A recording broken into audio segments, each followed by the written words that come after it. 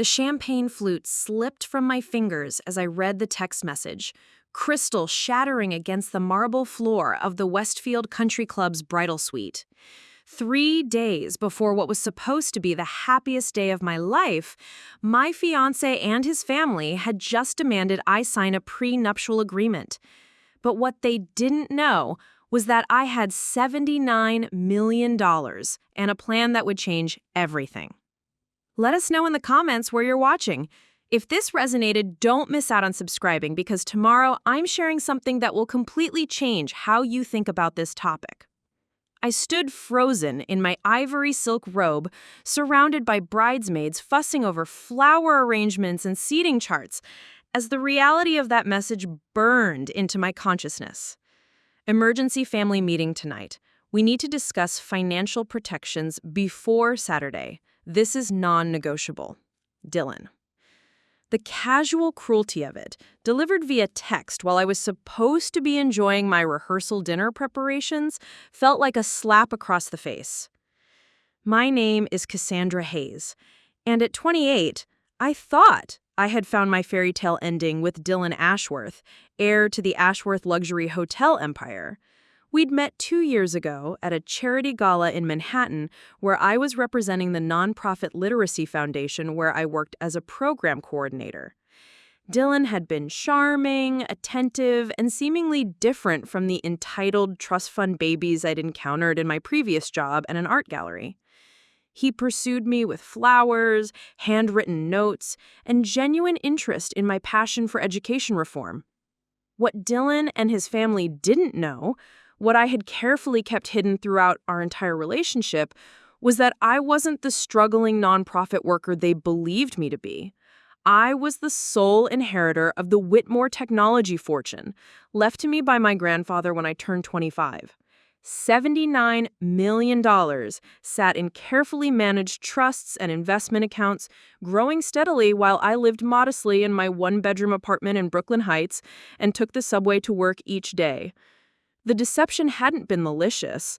After watching my college friends change their behavior dramatically when they learned about my inheritance, sudden interest in expensive restaurants, weekend trips they couldn't afford, and a general shift from genuine friendship to calculated advantage-seeking, I'd made a conscious decision to keep my wealth private.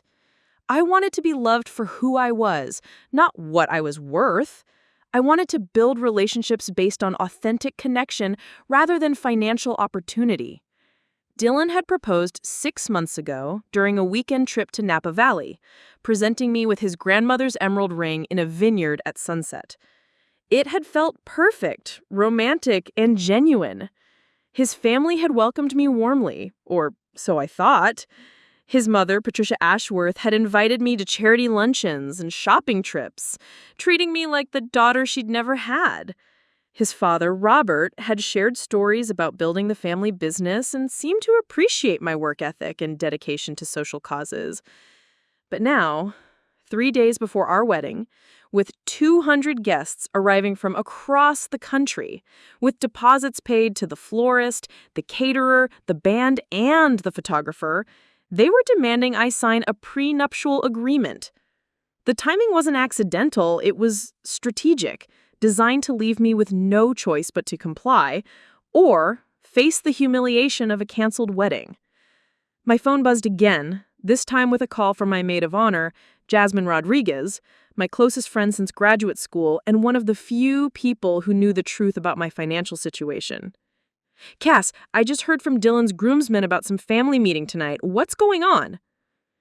I sank into the velvet armchair by the window, watching the groundskeepers prepare the rose garden where our ceremony was supposed to take place in 72 hours. They want a prenup, I said quietly, aware that my other bridesmaids were still bustling around the suite. Dylan just texted me about an emergency meeting tonight to discuss financial protections. The silence on the other end stretched for several seconds before Jasmine spoke again, her voice tight with controlled anger. 3 days before the wedding? That's not legal maneuvering, Cass. That's manipulation. She was right, of course. Any legitimate prenuptial agreement required adequate time for review, independent legal counsel, and careful consideration. This last-minute demand was designed to create pressure, to force me into signing whatever they put in front of me without proper legal protection or negotiation. What Dylan and his family couldn't possibly imagine was that I had been preparing for exactly this kind of scenario for months.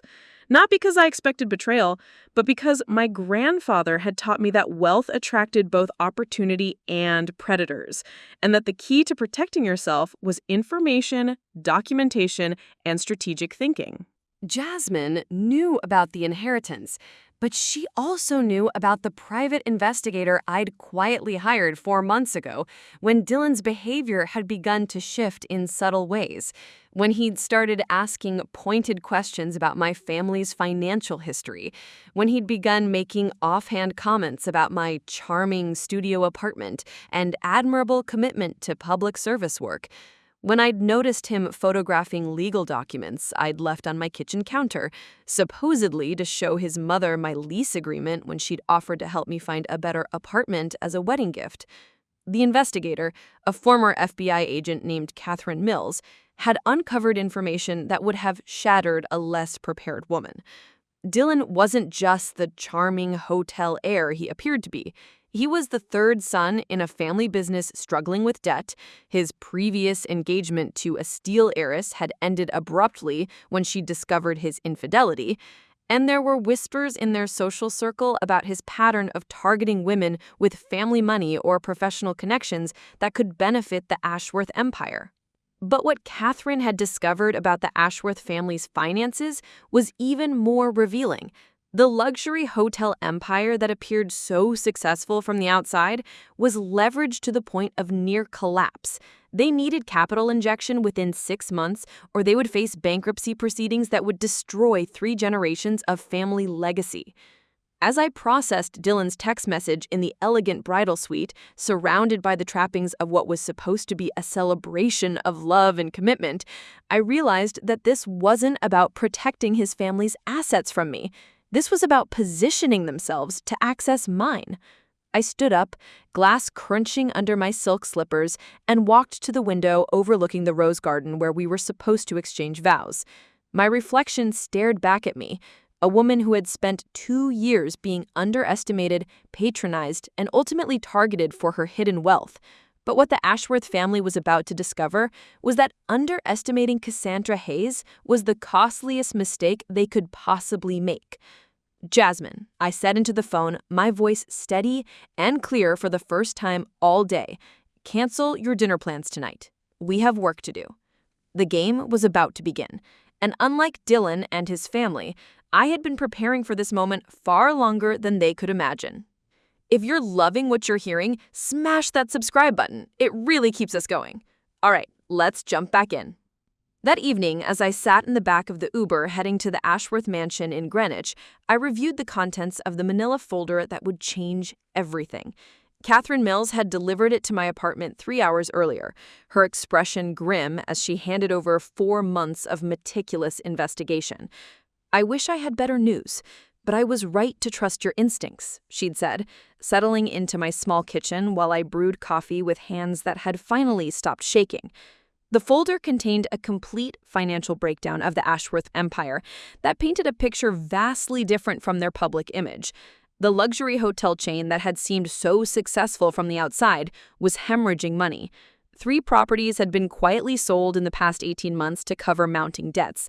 The flagship Manhattan location was mortgaged beyond its actual value. Most damning of all, they had defaulted on a major loan payment 6 weeks ago and were in active negotiations with creditors to avoid foreclosure proceedings that would destroy 3 generations of family legacy. But Catherine's investigation had revealed something even more disturbing. I wasn't Dylan's first target. "Look at this," she'd said, sliding a series of photographs across my kitchen table. Social media posts, newspaper clippings, and financial records telling a pattern of behavior that made my stomach turn. 3 years ago, he was engaged to Penelope Blackstone, daughter of the Blackstone steel fortune. Engagement lasted 8 months, ended abruptly when she discovered he'd been photographing her family's private financial documents. The next set of photos showed Dylan at various charity events and social gatherings over the past 5 years, always photographed with different women who shared one common characteristic. They all came from wealthy families or held positions that could provide business connections. A tech entrepreneur's daughter in Seattle, a pharmaceutical heiress in Philadelphia, a venture capitalist's niece in Boston. Each relationship had lasted just long enough to gain access to financial information or business opportunities before ending under mysterious circumstances. He's not just a gold digger, Catherine had concluded. He's running a systematic operation to infiltrate wealthy families and extract whatever value he can before moving on to the next target. The most chilling discovery was a series of text messages Catherine had obtained through her investigative contacts, messages between Dylan and his brother Marcus about their investment strategy. They discussed me like a business acquisition, referring to my assets under management and the timeline for asset integration that would allow them to access capital for their hotel renovations. But what Dylan and his family had never suspected was that the quiet nonprofit worker they'd been targeting had resources that dwarfed their wildest dreams. The Whitmore technology fortune hadn't just been inherited, it had been carefully cultivated by my grandfather, who taught me from childhood about strategic thinking, financial planning, and the importance of controlling information. My grandfather, Harrison Whitmore, had built his technology empire from a single patent he'd developed in his garage in 1978. By the time he retired 30 years later, Whitmore Technologies held patents on essential components used in everything from smartphones to medical devices. The company had been sold to a tech giant for $400 million when I was in college, but the ongoing patent royalties and strategic investments continued to generate millions annually. More importantly, my grandfather had taught me that wealth was only as powerful as the discretion with which it was wielded. Money makes you a target, Cassandra, he'd told me during one of our weekly dinners when I was 22, but invisible money makes you invincible. Following his advice, I'd structured my inheritance through a complex network of trusts and LLCs that made my actual net worth nearly impossible to trace. The $79 million existed across multiple investment vehicles, with only my attorney and financial advisor knowing the full scope. To anyone conducting surface-level research, I appeared to be exactly what I claimed, a dedicated nonprofit worker living modestly in Brooklyn. But I hadn't just hidden my wealth. I'd been preparing for exactly this kind of situation since the moment I'd noticed Dylan's behavior shifting 4 months ago. The private investigator had been just the beginning. I'd also quietly engaged the services of Margaret Chen, one of New York's most ruthless matrimonial attorneys, specializing in high-net-worth divorce cases involving fraud and deception. "Your case is fascinating," Margaret had told me during our first consultation 6 weeks ago. "If you can prove deliberate deception and fortune-hunting behavior, we can not only protect your assets, but potentially seek damages for fraud." I'd also begun documenting every conversation, every interaction, every moment where Dylan or his family had revealed their true motivations. The private recording device in my purse had captured dozens of hours of audio, including several conversations where Dylan and his mother discussed their long-term financial planning that clearly involved my supposed family connections. The most damning evidence had come just 2 weeks ago, when Dylan had suggested I update my will for married life. He'd even recommended his family's attorney, explaining that it would be more convenient to have everything handled by someone who understood both our situations. When I'd politely declined, saying I already had legal representation, his disappointment had been palpable. Now, as the Uber pulled through the wrought iron gates of the Ashworth estate, I felt a cold calm settle over me.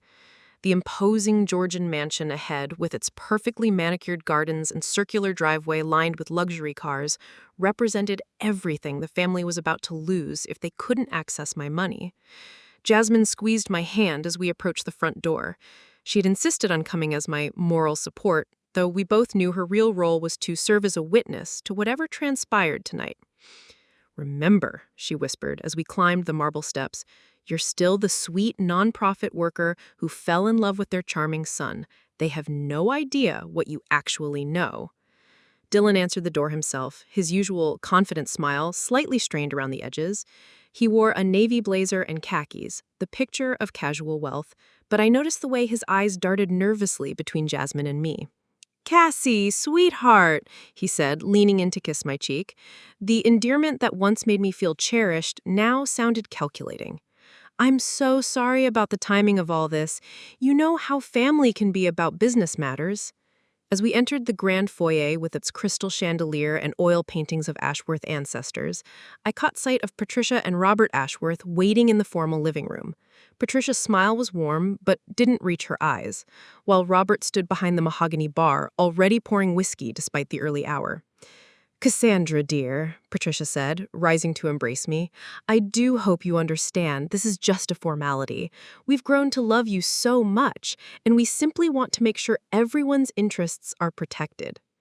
I smiled back, the same trusting expression I'd worn for 2 years while they systematically analyzed my supposed vulnerability. Of course, Patricia, I understand completely. What I understood was that they were about to reveal the full extent of their deception, never suspecting that I'd been recording, investigating, and preparing for this moment since long before they decided to show their true colors. Dylan guided me to the cream leather sofa, his hand on my lower back in a gesture that once felt protective, but now felt possessive. We've had our attorney drop something simple, he said, his voice taking on the patronizing tone he used when explaining things he assumed I wouldn't understand. Just basic protections for the family assets, nothing that should concern you. As Robert approached with a thick legal document, and Patricia settled into her chair with the satisfied expression of someone about to close a profitable deal, I realized they still had no idea that the woman they'd been hunting for her fortune was about to become their predator. The papers they placed in front of me weren't just a prenuptial agreement. They were a complete financial surrender document that would have given the Ashworth family access to any assets I brought to the marriage, including any undisclosed family trusts or inheritance vehicles that might be revealed after our wedding. I looked up at Dylan, my expression carefully composed to show confusion rather than recognition. "This seems quite comprehensive," I said softly. "Perhaps I should have my attorney review it?" The flash of irritation that crossed his face was quickly suppressed, but not before I caught it. "Sweetheart, we're getting married in 3 days. There isn't time for lengthy legal reviews.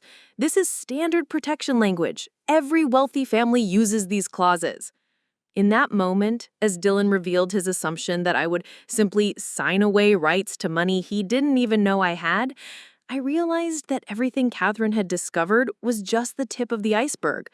They weren't just targeting me for my supposed family connections. They had somehow learned about the inheritance and were making a play for the entire Whitmore fortune. The game had officially begun, and they had no idea they were playing against someone who'd been preparing for this exact moment far longer than they could possibly imagine. I set the prenuptial agreement down on the mahogany coffee table with deliberate care, my fingers tracing the edge of the document as if I were still processing its contents. The silence in the opulent living room stretched just long enough to make everyone uncomfortable before I looked up with the same trusting smile I'd perfected over 2 years of being underestimated. "This is quite thorough," I said, my voice carrying just the right note of uncertainty. "I noticed there are clauses about undisclosed family trusts and inheritance vehicles. Could you help me understand what that means exactly?" Dylan's eyes lit up with what he probably thought was reassuring charm, but I caught the predatory gleam beneath the surface. He moved closer on the sofa, his hand finding mine in a gesture that once felt intimate, but now felt like a cage closing in. "Sweetheart, we're getting married in 3 days. There isn't time for lengthy legal reviews. This is standard protection language. Every wealthy family uses these clauses." Patricia leaned forward from her chair, her pearl necklace catching the light from the crystal chandelier. "It's really for your protection too, dear. Heaven knows what complicated financial arrangements some families get tangled up in. This way, we can help you manage anything that might surface after the wedding." The audacity was breathtaking. They weren't just fishing for information, they were positioning themselves as my financial saviors, ready to rescue me from the burden of wealth I supposedly didn't know I had. I let my expression shift to something that looked like dawning realization mixed with embarrassment. "Actually," I said hesitantly, There might be something I should mention. My grandfather did leave me some money when he passed away, but I've never really understood all the legal documents the lawyer sent me. The change in the room's atmosphere was immediate and electric. Dylan's grip on my hand tightened almost imperceptibly, while Patricia and Robert exchanged a look that lasted just a fraction too long. They thought they'd struck gold. "How much money are we talking about, sweetheart?" Dylan asked, his voice carefully casual as he stroked my knuckles with his thumb. I pulled out my phone with what I hoped looked like reluctant uncertainty. The lawyers send me these quarterly statements, but they're so confusing. Let me see if I can find the latest one. What I actually pulled up was a carefully doctored document that Margaret Chen had helped me create, one that showed a trust value of approximately $12 million, substantial enough to explain their interest, but not so large to reveal the true scope of my wealth. Dylan's eyes widened as he read over my shoulder, and I caught Patricia craning her neck to get a better view. $12 million, she breathed, her composure slipping just enough to reveal the calculation behind her concern. "I think so," I said, allowing my voice to tremble slightly. "But like I said, I don't really understand all the investment terminology. I just live off my nonprofit salary and let the lawyers handle everything else." Robert set down his whiskey glass with unnecessary force. "Cassandra, my dear, this changes things significantly. Financial assets of this magnitude require proper legal protection and professional management, which is exactly why this prenuptial agreement is so important," Dylan added, his sales instincts kicking into overdrive. "We can help you understand your financial situation properly. My family has generations of experience managing complex portfolios." I looked between them with what I hoped appeared to be growing anxiety. "But the document mentions something about transferring management authority to the marital estate. I'm not sure what that means." "It's complicated legal language," Patricia said quickly, moving to sit on the other side of me on the sofa. "But essentially, it would allow Dylan to help you make better investment decisions. You know how brilliant he is with business strategy." The trap was closing exactly as I'd anticipated. They weren't just after a prenup, they were positioning themselves to gain control of what they believed was my entire inheritance. The document they'd prepared would effectively transfer management of my assets to Dylan upon marriage, with provisions that would make it nearly impossible for me to regain independent control. "I'm feeling a bit overwhelmed," I said, pressing my hand to my forehead. "This is all happening so close to the wedding, and I don't have anyone to advise me. My grandfather's lawyers are in California, and I wouldn't even know how to explain all this to them." "You don't need outside lawyers," Dylan said quickly, his mask slipping just enough to reveal desperation. "That would just complicate things unnecessarily and probably delay the wedding. We can handle everything through our family attorneys. They already understand the situation." That was my opening. I reached into my purse and pulled out my phone again, this time scrolling to Margaret Chen's contact information. Actually, I did speak with an attorney today, just to ask some general questions about prenuptial agreements. The temperature in the room seemed to drop 10 degrees. Patricia's smile became noticeably strained, while Robert moved closer to the bar, pouring himself another whiskey, despite having barely touched his first. "You spoke with an attorney?" Dylan asked, his voice carefully controlled, but with an edge I'd never heard before. "Just informally," I said quickly, as if trying to smooth over a mistake. "A friend of Jasmine's from law school. She mentioned that prenuptial agreements usually require independent legal review and that both parties should have adequate time to consider the terms." Dylan's jaw tightened, almost imperceptibly. "Sweetheart, we don't have time for lengthy legal processes. The wedding is in 3 days, and we have guests arriving from around the world. Surely you understand the practical constraints we're working under." "I do understand," I replied, my voice small and uncertain. "But she also mentioned something about full financial disclosure requirements. She said both parties are supposed to provide complete asset documentation before signing any agreements." The silence that followed was deafening. I watched as Dylan, Patricia, and Robert process the implications of what I'd just said, that I might actually know more about legal requirements than they'd assumed, and that I was potentially asking them to disclose their financial situation. "Of course we're prepared to provide full disclosure," Robert finally said, his voice lacking its earlier confidence. "Though our family's financial arrangements are quite complex, involving multiple business entities and investment vehicles." I tilted my head with apparent curiosity. How complex? I mean, if we're going to be married, shouldn't I understand your family's financial situation too? Patricia laughed, but it sounded forced. "Oh, darling, you needn't worry yourself about business details. The important thing is ensuring your inheritance is properly protected and managed." "But the attorney friend mentioned that financial disclosure goes both ways," I pressed gently. "She said I should understand what debts or obligations I might be taking on through marriage." Dylan's hand on mine had become uncomfortably tight. "There are no debts, Cassie. The Ashworth family has been financially secure for generations." It was fascinating to watch him lie so smoothly while sitting in a mansion that was mortgaged beyond its value, representing a business empire that was weeks away from bankruptcy proceedings. But what was even more interesting was how they'd maneuvered themselves into a position where they had to choose between full financial disclosure, which would reveal their desperate circumstances, or admitting that their prenup demand wasn't actually about protecting existing assets. "I'm sure you're right," I said softly, "but maybe I should have my grandfather's attorneys review everything anyway, just to be thorough. They've been handling family finances for decades, and they might catch things that other lawyers would miss." The look that passed between Patricia and Robert was pure panic. Dylan's grip on my hand had become painful, though I doubt he realized it. "That really isn't necessary," Patricia said, her voice taking on a sharper edge, "and it would certainly delay the wedding. Think about your guests, dear. Think about all the arrangements that have already been made." "I am thinking about them," I replied, allowing a note of distress into my voice. "This is all happening so close to the wedding, and I don't have anyone to advise me. If prenuptial agreements are so important, why didn't we discuss this months ago?" Dylan released my hand abruptly and stood up, beginning to pace behind the sofa. "Because family attorneys advised us that these protections are most effective when implemented close to the marriage date.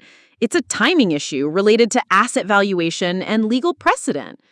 The explanation was complete nonsense, legally speaking, but it revealed just how desperate they had become to maintain their narrative. They were improvising now, making up justifications as they went along. "I see," I said, though my tone suggests that I didn't see at all. "Well, perhaps I should call Margaret," that's the attorney friend, "and ask her to explain these timing issues. I want to make sure I understand everything properly before signing." "Margaret Chen," I said innocently. "She specializes in matrimonial law, apparently. Very knowledgeable about financial disclosure requirements and asset protection strategies." The effect of Margaret Chen's name was immediate and catastrophic. Robert's face went pale, Patricia's composed expression cracked entirely, and Dylan stopped pacing mid-step. Margaret Chen's reputation in New York's legal circles preceded her, particularly among wealthy families who'd found themselves on the wrong side of her investigations. Her name was synonymous with exposed financial fraud, overturned prenuptial agreements, and very expensive divorce settlements for clients who'd been deceived by their spouses. "You've already consulted with Margaret Chen?" Patricia asked, her voice barely above a whisper. "Just informally," I repeated, maintaining my innocent expression while watching their carefully constructed plan crumble in real time. "But she seemed very interested in the timing and financial disclosure aspects of our situation. She's offered to review any documents as a favor to Jasmine's friend." Dylan sat back down heavily, his confident demeanor completely evaporated. For the first time since I'd known him, he looked exactly like what he was. A desperate man whose elaborate scheme had just collided with someone far more prepared than he'd ever imagined. The prenuptial agreement still lay on the coffee table between us, but the power dynamic in the room had shifted completely. They'd expected to corner a naive nonprofit worker with a modest inheritance.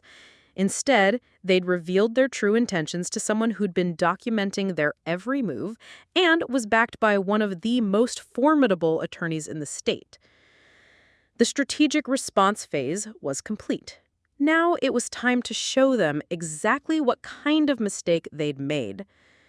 The silence in the Ashworth living room stretched until it became unbearable. Dylan's face had gone ashen. Patricia was gripping her pearl necklace so tightly I worried she might snap the strand, and Robert had abandoned all pretense of casual drinking, downing his whiskey in one gulp before immediately pouring another. I stood up slowly, smoothing my dress with deliberate care. You know what? I think I need some fresh air. This is all quite overwhelming. Cassie, wait! Dylan said desperately, jumping to his feet. Let's just talk this through rationally. I turned back to face him, allowing my mask of naive confusion to slip just slightly. Rationally? Dylan, you're asking me to sign a document 3 days before our wedding that would give you control over assets you've been secretly investigating for months? Patricia's sharp intake of breath was audible. What do you mean, investigating? From my purse, I withdrew a small digital recorder and placed it gently on the mahogany coffee table next to the prenuptial agreement. The soft click as I pressed play filled the elegant room with damning clarity. Dylan's voice emerged from the device. The timeline for asset integration needs to be accelerated. If she has access to the Whitmore inheritance, we're talking about generational wealth that could save everything. Patricia's response followed. Are you certain about the amount? Because if we're wrong about this, we've wasted 2 years of cultivation for nothing. Robert's voice during the conversation. Marcus confirmed the trust documentation exists. His contact at the probate court verified the inheritance amount exceeded $50 million when it was established. I clicked off the recorder and looked around the room at 3 faces frozen in horror. That was recorded 2 weeks ago, during your family dinner, the one where you thought I was upstairs with a headache. Dylan's mouth opened and closed soundlessly, while Patricia had gone completely pale. Robert set down his whiskey glass with a trembling hand.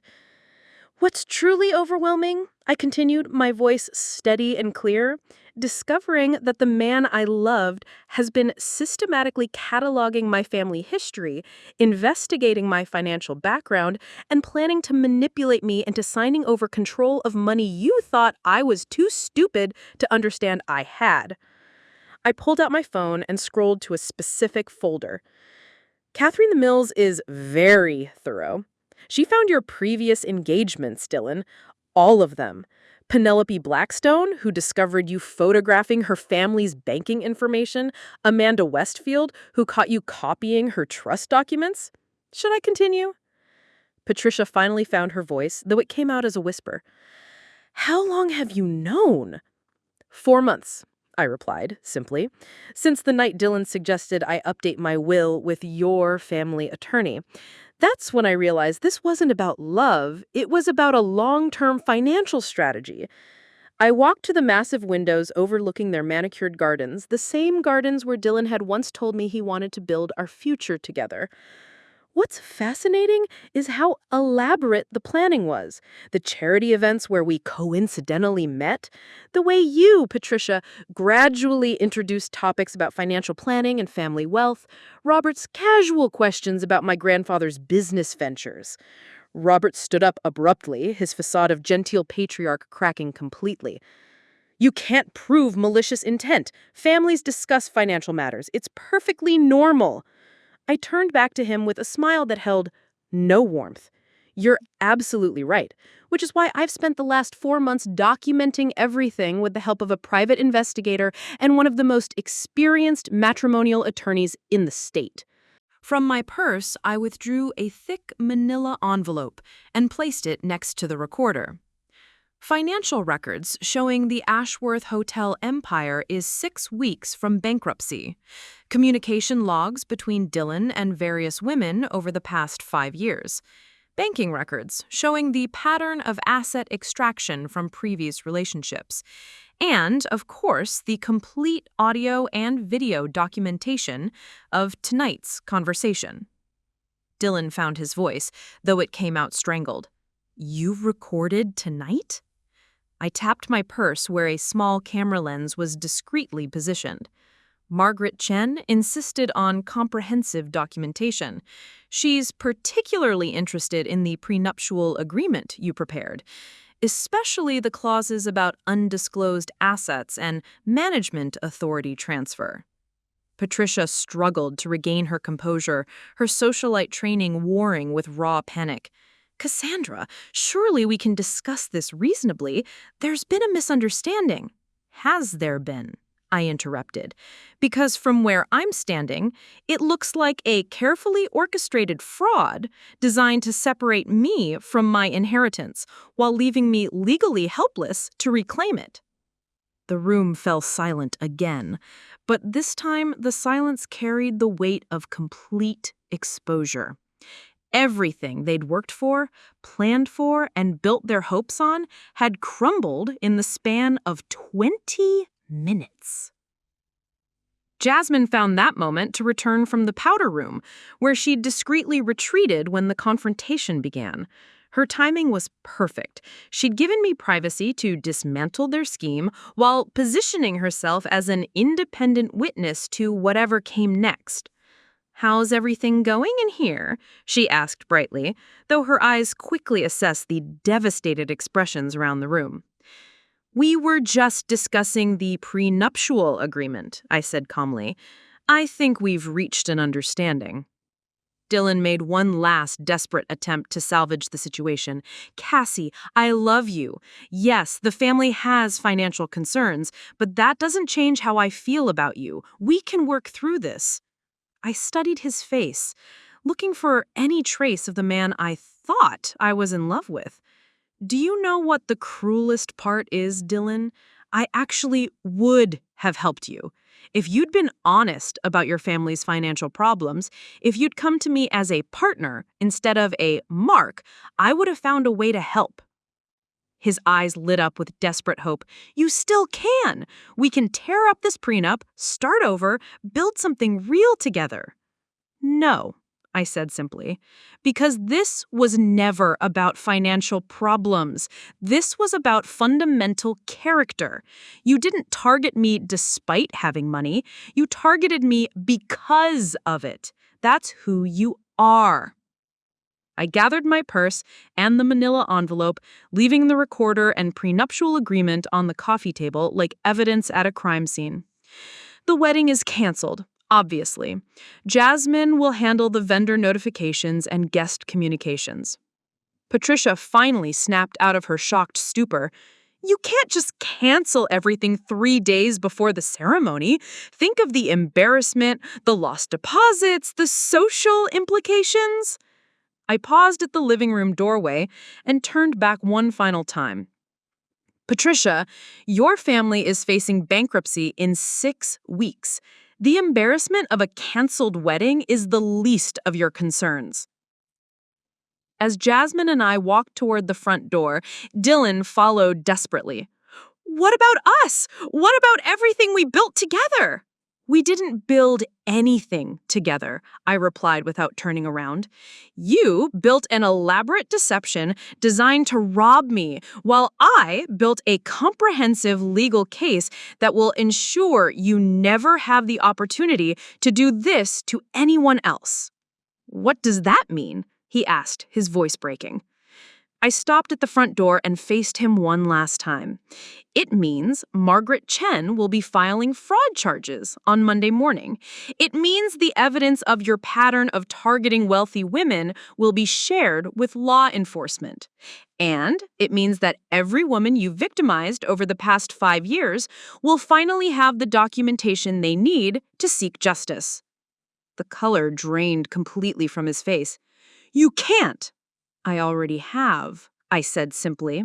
Penelope Blackstone was particularly interested in the evidence regarding her case. Apparently, there's no statute of limitations on the kind of fraud you attempted with her. As Jasmine and I walked down the marble steps toward our waiting car, I heard the front door close behind us with a sound that felt like the end of a chapter I was grateful to be finished with. "That was magnificent," Jasmine said quietly as we settled into the back seat. "Absolutely magnificent." I looked back at the imposing mansion, its windows now blazing with light, as the Ashworth family undoubtedly began emergency damage control conversations with their attorneys. It was necessary, I corrected, but yes, it felt pretty good. My phone buzzed with a text from Margaret Chen. Assume everything went according to plan based on the audio feed. Legal papers will be filed first thing Monday. Well done. As our car pulled through the wrought iron gates and onto the quiet Greenwich streets, I realized I felt lighter than I had in months. The weight of deception, of constantly measuring my words and hiding my true self, had finally lifted. Tomorrow would bring challenges: canceled wedding logistics, media attention, and the complex legal proceedings that would follow. But tonight, for the first time in 2 years, I was completely free to be exactly who I was, Cassandra Hayes, with $79 million and absolutely no tolerance for being underestimated ever again. 2 years later, I stood on the marble steps of the Whitmore Foundation headquarters in Manhattan, watching as workers installed the final piece of bronze lettering above the entrance. The building, a restored 19th century mansion in the Upper East Side, would officially open next week as a comprehensive resource center for women who had experienced financial fraud and romantic exploitation. The irony wasn't lost on me that the Ashworth family's attempted deception had led to something far more meaningful than any marriage could have provided. Their betrayal had revealed not just my own strength, but a pervasive pattern of predatory behavior that victimized countless women across the country. The final victim impact statement came in this morning, Margaret Chen said, joining me on the steps with a tablet in hand. That brings our total to 43 women across 7 states who've provided testimony about Dylan's network. The investigation that began with my case had uncovered something far more extensive than anyone had imagined. Dylan wasn't working alone. He was part of a sophisticated operation that targeted wealthy women through carefully orchestrated social connections. The network included accomplices at charity organizations, social clubs, and even dating apps, all designed to identify and pursue women with substantial assets. "What's the status on the criminal proceedings?" I asked, though I already knew the answer would be satisfying. "Dylan pled guilty to wire fraud and conspiracy charges last month," Margaret replied with professional satisfaction. "He'll serve 36 months in federal prison, followed by 5 years of supervised release. Robert and Patricia are facing civil litigation from 17 different plaintiffs, and the hotel empire officially entered bankruptcy proceedings 6 months ago." The mansion that had once intimidated me with its display of inherited wealth was now owned by a property development company that planned to convert it into luxury condominiums. The Ashworth name, once synonymous with hospitality and social prominence, had become a cautionary tale about the dangers of financial desperation.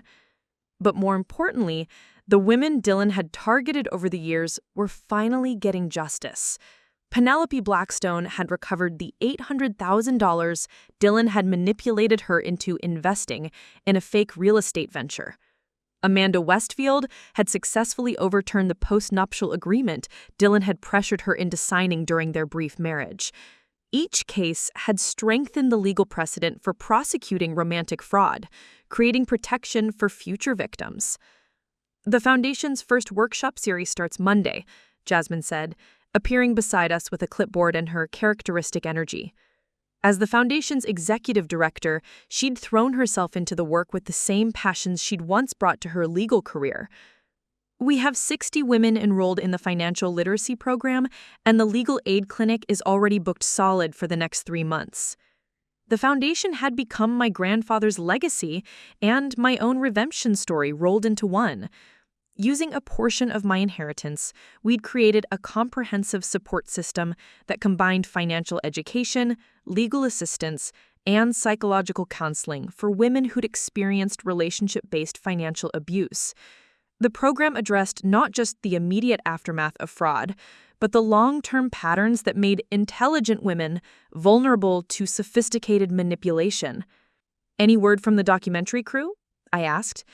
The foundation had partnered with an award-winning filmmaker to create an educational series about financial predators and the warning signs women should recognize. The producer thinks your story will anchor the entire series perfectly.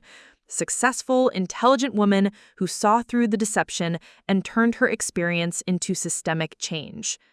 The documentary had been Margaret's idea, born from her observation that the legal system could only address individual cases, while the underlying problem required cultural awareness and education.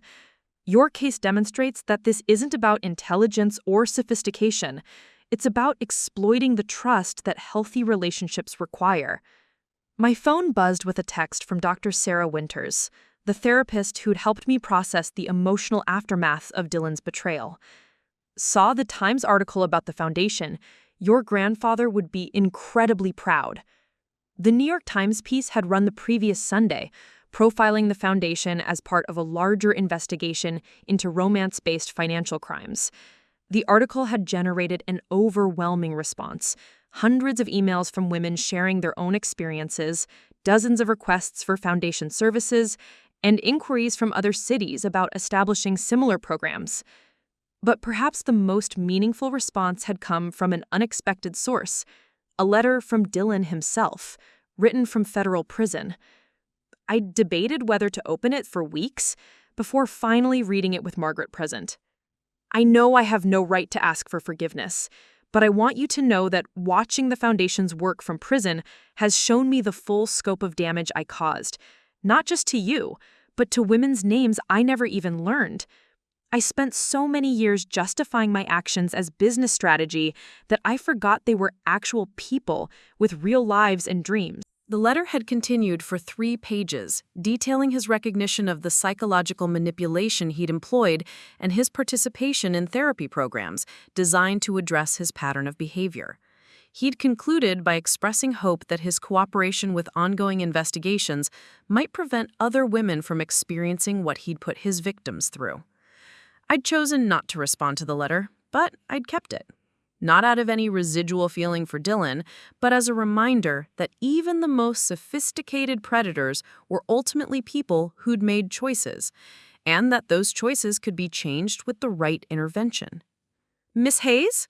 A young woman approached hesitantly, clipboard in hand. "I'm Rachel Torres from the Washington Post. Thank you for agreeing to the interview about redefining success after betrayal."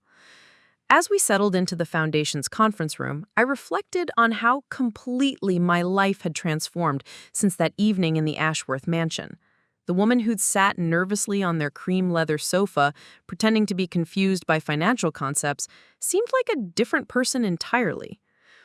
"What would you tell women who find themselves in similar situations?" Rachel asked, her recorder positioned between us on the polished table. "Trust your instincts," I replied immediately. "If something feels calculated or manipulative, it probably is. And document everything, not out of paranoia, but out of self-respect. Your thoughts, feelings, and observations are valid data points that deserve to be preserved." Do you ever regret not going through with the wedding? I considered the question carefully. I regret that someone I cared about turned out to be someone I never actually knew. But the wedding would have been a legal formalization of an elaborate lie. The relationship I thought I was in never actually existed. What about your financial situation? Do you ever wish you'd handled the inheritance differently? Never, I said without hesitation. Hiding my wealth initially taught me valuable lessons about how people respond to perceived vulnerability versus strength. But more importantly, experiencing Dylan's deception firsthand gave me the insight necessary to help other women recognize and escape similar situations. The interview continued for another hour, covering everything from the foundation's expansion plans to the legislative advocacy work we'd begun around romantic fraud prosecution. By the time Rachel left, the sun was setting over Manhattan, casting golden light through the conference room windows. Jasmine found me there an hour later, still processing the day's conversations and planning the week ahead. "You know, I've been thinking about what you said during the interview, about the relationship never actually existing." "What about it?" I think that's the most important realization for women to understand. It's not that they failed at love, it's that they were never given a real relationship to succeed or fail at. She was right, of course. The Foundation's counseling programs had revealed this pattern repeatedly, women blaming themselves for missing red flags or failing to maintain relationships that had been fundamentally dishonest from the beginning. That's exactly why the work matters, I said, looking out at the city lights beginning to twinkle across the skyline. Every woman who learns to recognize manipulation before it destroys her life is a victory. Every victim who gets justice is progress. Every predator who faces consequences is a deterrent. My phone buzzed with an email notification from our legal clinic coordinator. New client intake tomorrow. Woman discovered fiancé has been systematically stealing from her business accounts, has documentation, and wants to fight back. I smiled as I forwarded the email to Margaret with a note. Another one who saw the pattern before it was too late. The Foundation had received over 300 similar cases in its first 18 months of operation, each one representing a woman who'd found the courage to seek help before losing everything. Some came to us early in their relationships, suspicious about partners who showed too much interest in their finances. Others arrived after discovering deception, armed with evidence and determination to ensure justice. But they all shared one characteristic. They'd refused to accept being diminished, manipulated, or robbed by people who claimed to love them. As I gathered my things to leave for the evening, I paused at the large portrait of my grandfather that hung in the reception area.